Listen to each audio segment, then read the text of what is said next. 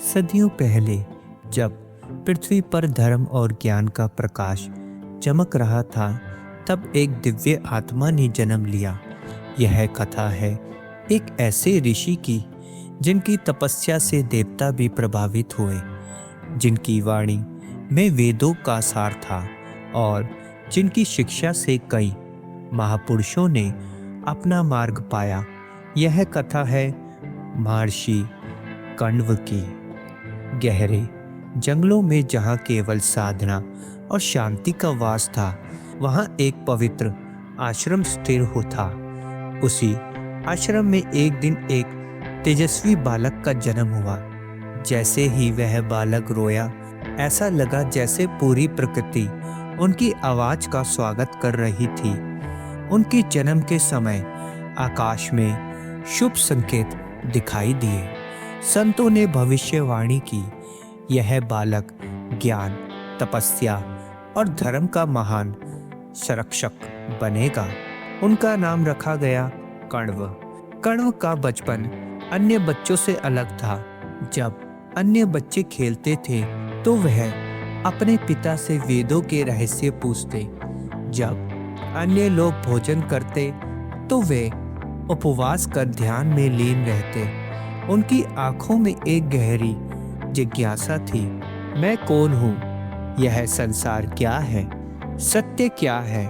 युवा कर्ण अपने प्रश्नों के उत्तर खोजने के लिए महान ऋषियों से मिलने निकले।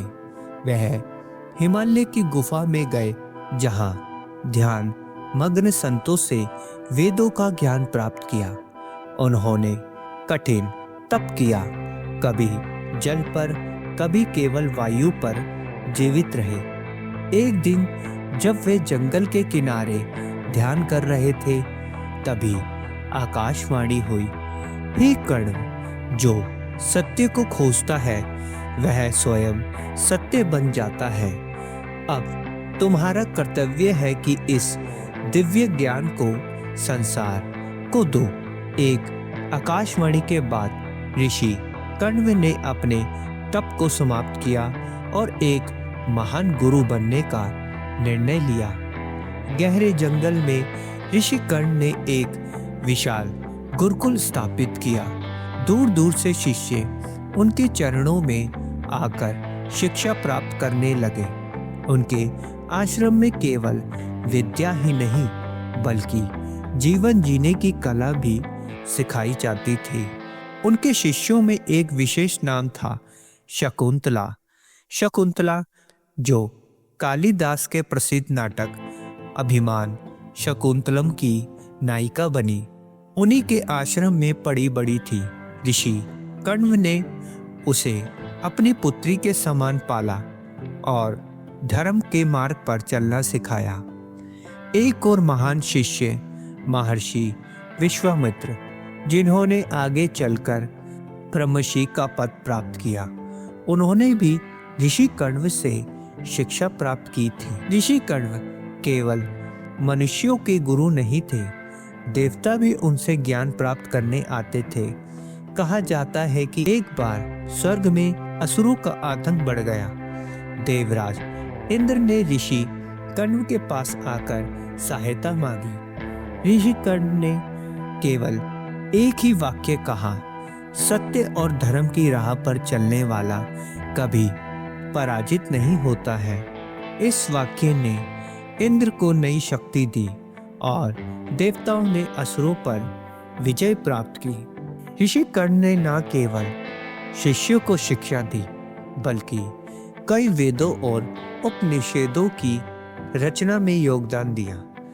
उनके विचार आज भी हिंदू धर्म के मूल सिद्धांतों का हिस्सा है। उनके नाम पर कण्व संहिता और कण्व शाखा जैसी रचनाएं प्रसिद्ध हुई।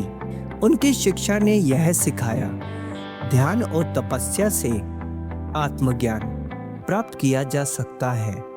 जीवन का वास्तविक उद्देश्य केवल सांसारिक सुख ही नहीं, बल्कि आत्मा का उत्थान है।